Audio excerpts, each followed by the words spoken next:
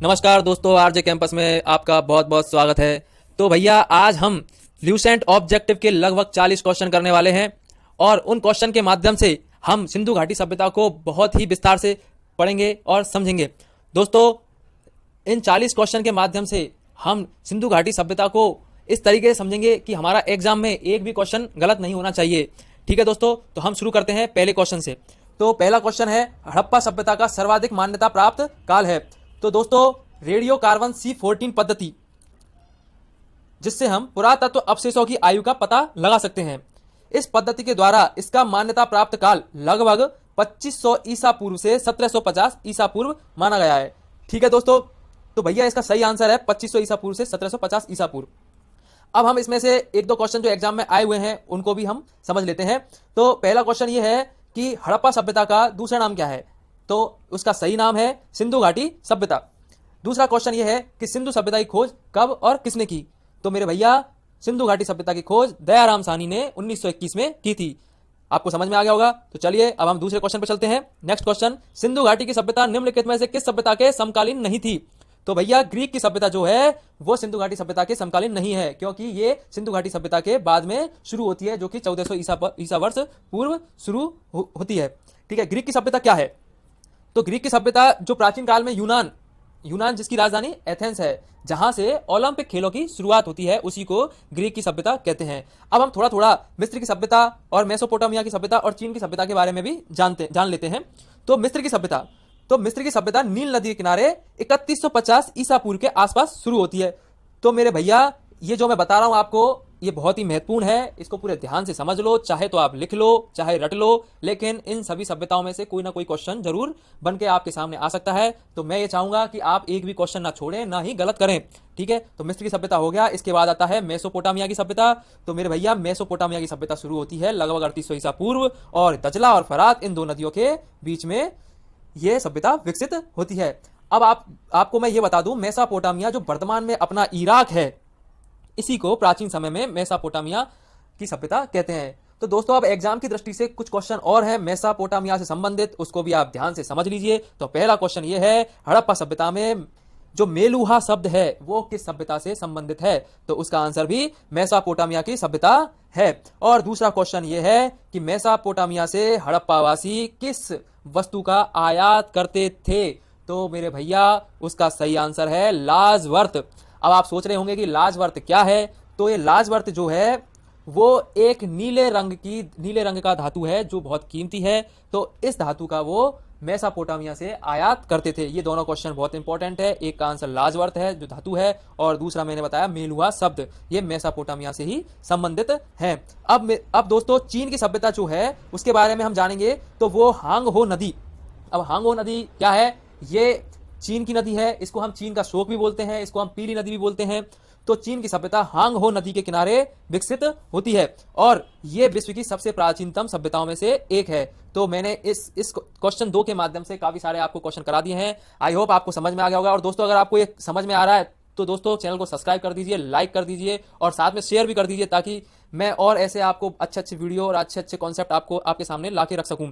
ठीक है दोस्तों, अब हम आगे चलते हैं। क्वेश्चन नंबर 3 कहता है, सिंधु घाटी की सभ्यता कहां तक विस्तृत थी।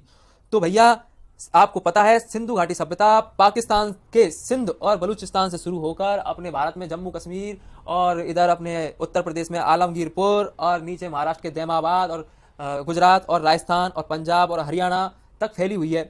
तो इस क्वेश्चन का सही आंसर ये हो गया ऑप्शन नंबर डी। तो अब आपको मैं ये थोड़ा थोड़ा बता देता हूं कि कौन कौन से राज्यों में ऐसे कौन कौन से इंपॉर्टेंट स्थल हैं जो एग्जाम की दृष्टि से सर्वाधिक महत्वपूर्ण है। तो दोस्तों, पंजाब से जो स्थल संबंधित है वो है रोपड़, जो कि सतलज नदी के किनारे विकसित हुआ। ठीक है, इसके बाद आता है राजस्थान से संबंधित जो स्थल है वो है कालीबंगा। ऐसे तो बहुत अन्य स्थल भी संबंधित हैं, लेकिन जो एग्जाम में पूछे जाते हैं हम उनके बारे में बात कर रहे हैं। तो राजस्थान से जो संबंधित है वो है कालीबंगा, और वो राजस्थान में हनुमानगढ़ जिले में घग्गर नदी के किनारे विकसित हुआ। गुजरात में मुख्य जो 2 स्थल हैं, एक तो सुरकोतदा और दूसरा जो है लोथल, ये दोनों बंदरगाह हैं और ये बहुत ही महत्वपूर्ण है। लोथल जो है वो भोगवा नदी के किनारे है और अहमदाबाद में विकसित हुआ, और जो सुरकोतदा है वो कच्छ के रण में गुजरात में विकसित हुआ। ठीक है दोस्तों, इसके बाद आते हैं उत्तर प्रदेश में मेरठ के अंदर आलमगीरपुर जो स्थल है हिंडन नदी के किनारे, विकसित हुआ था। ये उत्तर प्रदेश संबंधित है, जो कि एग्जाम में कई बार पूछा गया है कि आलमगीरपुर किस नदी किनारे स्थित है, या फिर उत्तर प्रदेश में कौन सा स्थल है जो सिंधु घाटी सभ्यता से संबंधित है। इसके बाद आते हैं हरियाणा। हरियाणा में दोस्तों दो स्थल मुख्य है, एक राखीगढ़ी और एक वनमाली। राखीगढ़ी के बारे में मैं आपको बता दूं दोस्तों, ये भारत के अंदर सिंधु घाटी सभ्यता का सबसे बड़ा नगर है। वैसे सिंधु घाटी सभ्यता का सबसे बड़ा नगर मोहनजोदड़ो है, जो कि लेकिन वो पाकिस्तान में है। भारत की बात अगर करते हैं तो दोस्तों वो जो है राखीगढ़ी, ये घग्गर नदी के किनारे है। और दूसरा जो स्थल है वो है वनमाली। वनमाली दोस्तों रंगोई नदी के किनारे हरियाणा में विकसित हुआ था। अब नेक्स्ट है सिंधु घाटी सभ्यता। सिंधु घाटी सभ्यता में भी मोहनजोदड़ो स्थल जो है वो बहुत ही महत्वपूर्ण है दोस्तों। ये सिंध नदी के किनारे सिंध प्रांत, पाकिस्तान के सिंध प्रांत में उपस्थित है। और बलूचिस्तान में सोत का जो स्थल है वो सिंधु घाटी सभ्यता से संबंधित है। अब दोस्तों इसमें दो राज्यों के नाम नहीं लिखे हैं, उनके बारे में मैं आपको बता देता हूं। एक है अपना जम्मू कश्मीर, जिसमें मांडा स्थल, जो अखनूर जिले में, जम्मू कश्मीर के अखनूर जिले में मांडा स्थल है, जो कि चिनाब नदी के किनारे स्थित है। यह भी सिंधु घाटी सभ्यता से संबंधित है। यह स्थल एग्जाम की दृष्टि से काफी महत्वपूर्ण है, इसलिए मैं आपको बता रहा हूं। और दूसरा स्थल जो है वो महाराष्ट्र में गोदावरी नदी के किनारे दैमाबाद बहुत ही महत्वपूर्ण है, एग्जाम में पूछा जाता है, इसलिए मैं आपको बता रहा हूं। तो महाराष्ट्र भी राज्य भी इसमें लिखा जाना चाहिए दोस्तों। तो ये मैंने आपको बताया है। तो ये सभी राज्य जो हैं सिंधु घाटी सभ्यता से संबंधित हैं, और यहां तक सिंधु घाटी सभ्यता विस्तृत थी। अब हम आगे चलते हैं। नेक्स्ट क्वेश्चन, सिंधु घाटी की सभ्यता में घोड़े के अवशेष कहां मिले हैं? सिंधु घाटी की सभ्यता में घोड़े के अवशेष दोस्तों सुरकोतदा में मिले हैं, और मैं आपको बता चुका हूं सुरकोतदा गुजरात के कच्छ के जिले में विकसित हुआ था। ठीक है दोस्तों, अब हम आगे चलते हैं। Next question, question number 5, Sindhu घाटी स्थल कालीबंगन किस प्रदेश में है? ये भी मैंने अभी बताया था। राजस्थान के हनुमानगढ़ जिले में घग्गर नदी के किनारे कालीबंगा स्थित है। कालीबंगा से याद आया, कालीबंगा का शाब्दिक अर्थ है, जो कि एग्जाम में कई बार पूछा जा चुका है, और ये क्वेश्चन भी आएगा आगे। तो मैं आपको पहले बता रहा हूं, आप याद रखिए, कालीबंगा का शाब्दिक अर्थ है काली चूड़ियां। ठीक है, नेक्स्ट आगे बढ़ते हैं हम। निम्नलिखित में से किस पदार्थ का उपयोग हड़प्पा काल की मुद्राओं के निर्माण में मुख्य रूप से किया गया था? तो मेरे भैया इसका भी सही आंसर सेलखेड़ी स्टेटाइट है। स्टेटाइट मतलब साबुन का पत्थर। ये साबुन की तरह मुलायम होता है दोस्तों। तो सेलखेड़ी, इस पत्थर से हड़प्पा काल में मुद्राओं का निर्माण होता था। यह आपको समझ में आ गया होगा दोस्तों। तो हम आगे बढ़ते हैं। नेक्स्ट क्वेश्चन दोस्तों, अगर आपको ये सब समझ में आ रहा है और आपको पसंद आ रहा है तो दोस्तों प्लीज प्लीज प्लीज आप लाइक कर दीजिए, चैनल को सब्सक्राइब कर दीजिए, और इसके साथ हम आगे बढ़ते जाते हैं और समझते जाते हैं। तो हमारा अगला क्वेश्चन है, हड़प्पा सभ्यता किस युग की थी? तो दोस्तों मेरे भैया इसका भी सही आंसर ऑप्शन नंबर ए, कांस्य युग। कांस्य युग, या फिर ऐसा भी पूछा जा सकता है कि हड़प्पा सभ्यता किस काल की थी? तो वो काल है आदि ऐतिहासिक काल। दोस्तों आदि ऐतिहासिक काल किसे कहते हैं? तो आदि ऐतिहासिक काल जो है दोस्तों वो ऐसा काल है जिसमें लिखने का प्रचलन तो था, लेकिन उसके लिखे गए लेख आज तक पढ़े नहीं जा सके। तो ऐसे काल को आदि ऐतिहासिक काल कहते हैं। और हड़प्पा सभ्यता मतलब सिंधु घाटी सभ्यता भी इस काल से संबंधित है। और कांस्य युग की सभ्यता इसलिए बोलते हैं क्योंकि यहाँ के जो अवशेष मिले हैं वो उन अवशेषों में जो धातु सर्वाधिक मिली है वो कांस्य की थी, तो इसलिए हम इसको कांस्य युग की सभ्यता कहते हैं। ठीक है, इसके अब आगे बढ़ते हैं, आगे चलते हैं। नेक्स्ट क्वेश्चन, सिंधु घाटी सभ्यता के लोगों का मुख्य व्यवसाय क्या था? तो सिंधु घाटी सभ्यता के लोगों का मुख्य व्यवसाय व्यापार था, और ये व्यापार करके ही अपना जीवन निर्वाह करते थे। तो इनकी जीविका का साधन, सर्वाधिक जो साधन था वो व्यापार है दोस्तों। आपको समझ में आ गया होगा। अब हम आगे बढ़ते हैं। क्वेश्चन नंबर 9, हड़प्पा सभ्यता के निवासी थे। हड़प्पा सभ्यता के निवासी शहरी थे, और ये कैसे मालूम चलता है दोस्तों? यहाँ पे मिली पक्की ईंटें, और मिला जो मोहनजोदड़ो में मिला स्नानागार, और यहाँ की जो रहने की प्रणाली है, नगरीय प्रणाली यानी जो ग्रिड पद्धति और पक्की नालियां, ये चीजें इंडिकेट करती हैं कि हड़प्पा सभ्यता के निवासी आधुनिक थे, शहरी थे। ठीक है दोस्तों, तो भैया अब हम आगे बढ़ते हैं नेक्स्ट क्वेश्चन की तरफ। क्वेश्चन नंबर 10, सिंधु सभ्यता के घर किससे बनाए जाते हैं? तो अभी बताया था, सिंधु सभ्यता के घर ईंटों से बनाए जाते हैं, पक्की ईंटों से। चलिए आगे बढ़ते हैं। क्वेश्चन नंबर 11, हड़प्पावासी किस वस्तु के उत्पादन में सर्वप्रथम थे? तो बहुत ही इंपॉर्टेंट क्वेश्चन है मेरे भैया, कपास के उत्पादन में हड़प्पावासी सर्वप्रथम थे। और इससे महत्वपूर्ण एक क्वेश्चन और बताऊंगा मैं आपको कि ग्रीक भाषा में कपास को क्या बोलते हैं? तो ग्रीक भाषा में कपास को सिंडन कहते हैं दोस्तों। सिंडन कहते हैं, सिंडन। ठीक है दोस्तों, सिंडन कहते हैं। बहुत ही इंपॉर्टेंट है जो मैंने आपको बताया, इसको याद रख लीजिए, कई बार एग्जाम में पूछा जा चुका है। अब इसी के साथ हम अगले क्वेश्चन पर चलते हैं। नेक्स्ट क्वेश्चन, निम्नलिखित विद्वानों में से हड़प्पा सभ्यता का सर्वप्रथम खोजकर्ता कौन था? मैं वीडियो के सबसे आरंभ में ही बता चुका हूं इसका आंसर। तो हड़प्पा सभ्यता के सर्वप्रथम खोजकर्ता दयाराम साहनी। ठीक है दोस्तों, तो अब हम आगे बढ़ते हैं नेक्स्ट क्वेश्चन की तरफ। सिंधु सभ्यता का पत्तनगर बंदरगाह कौन सा था, ये भी मैं बता चुका हूं वीडियो में। सिंधु सभ्यता का पत्तनगर जो है वो है लोथल, और मैंने एक और बताया था सुरकोतदा, ये दोनों गुजरात में है। और जो लोथल है वो भोगवा नदी के किनारे अहमदाबाद में विकसित हुआ था। आपको समझ में आ गया होगा। रोपड़ इसमें जो ऑप्शन दे रखा है, रोपड़ कहां पर है, पंजाब में सतलज नदी में। और मोहनजोदड़ो कहां पे है, सिंध नदी के किनारे और पाकिस्तान के सिंध प्रांत में। और कालीबंगन के बारे में बता चुका हूं, राजस्थान के हनुमानगढ़ जिले में घग्गर नदी के किनारे। ये चारों नाम बहुत इंपॉर्टेंट है। आप मेरे जो मैंने बात कही है आप इसको रिपीट करके सुन लीजिए, बार बार सुन लीजिए, इसको याद कर लीजिए, चाहे कैसे भी हो, बहुत इंपॉर्टेंट है। आप इसको समझ लीजिए और रट लीजिए। तो चलिए हम आगे बढ़ते हैं। पैमानों की खोज ने यह सिद्ध कर दिया कि सिंधु घाटी के लोग माप और तोल से परिचित थे। यह खोज कहां पर हुई, तो यह खोज भी लोथल में हुई। और मैं बता चुका हूं लोथल बहुत इंपॉर्टेंट है। लोथल से संबंधित आपको बहुत क्वेश्चन मिलेंगे, बहुत सारे क्वेश्चन मिलेंगे।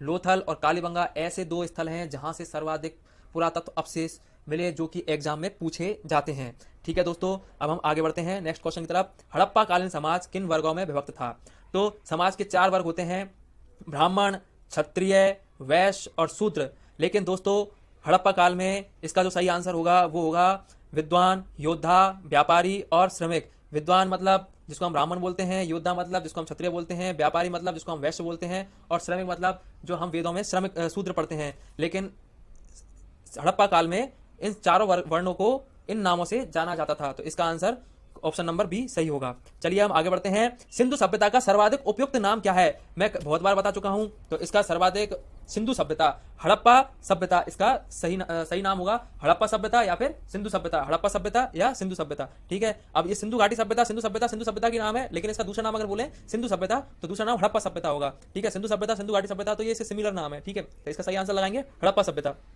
चलिए आगे बढ़ते हैं।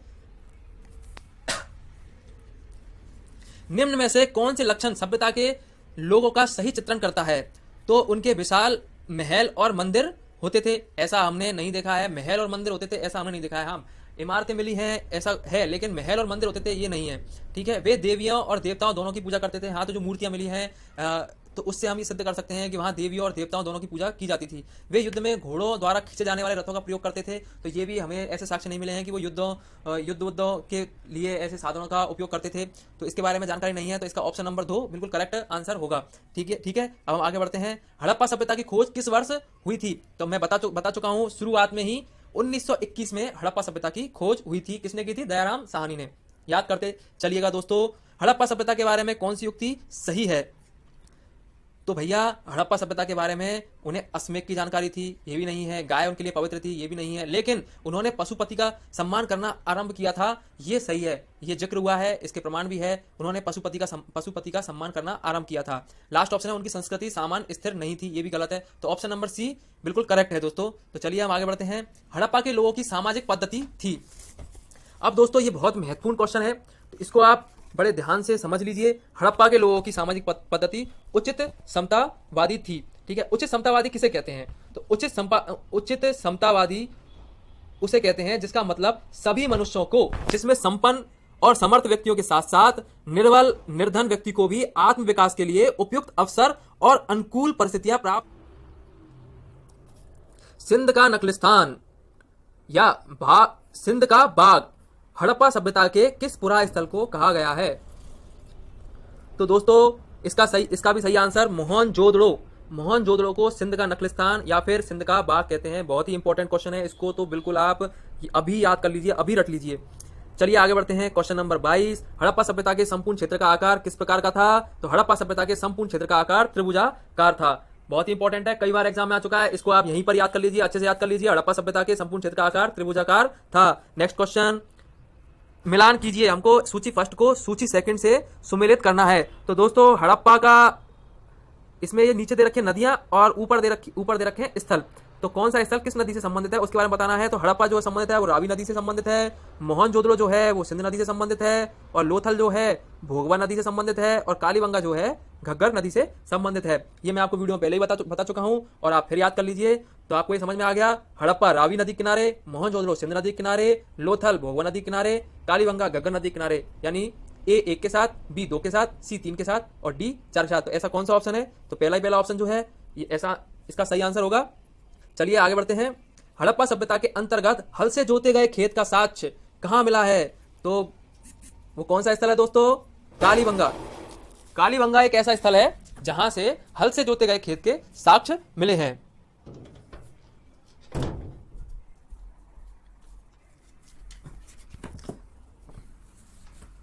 ये क्वेश्चन भी कई बार पूछा जा चुका है दोस्तों, इसको भी आप यहीं पर याद कर लीजिए।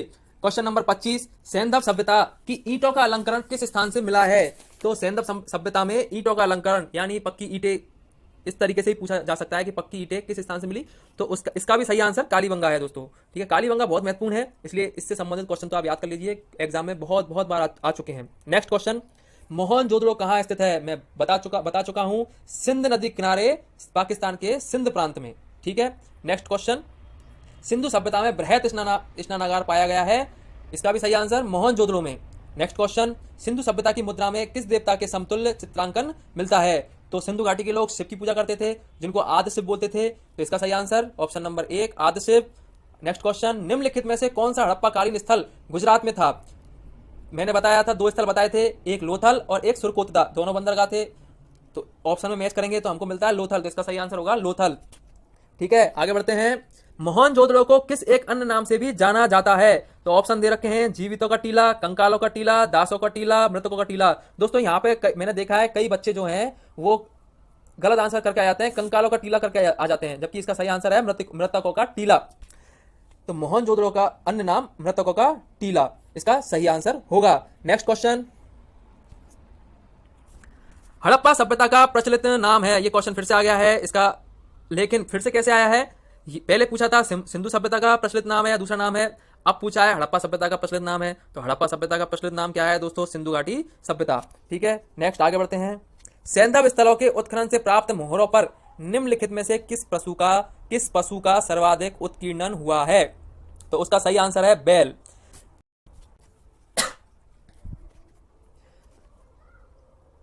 तो सैंधव काल की मोहरों में जिस पशु का उत्कीर्ण हुआ वो पशु है बैल। चलिए आगे बढ़ते हैं। नेक्स्ट क्वेश्चन, सिंधु घाटी सभ्यता जानी जाती है, तो मैंने पहले बताया था सिंधु घाटी सभ्यता जो है वो नगरीय सभ्यता है, वहां के जो अवशिष्ट और वहां की जो पद्धति मिली है वो नगरीय है, आधुनिक है, तो यहाँ पर ऑप्शन जो मैच करता है वो है अपने नगर नियोजन के लिए सिंधु घाटी सभ्यता जानी जाती है। नेक्स्ट क्वेश्चन, सिंधु सभ्यता का कौन सा स्थान भारत में स्थित है?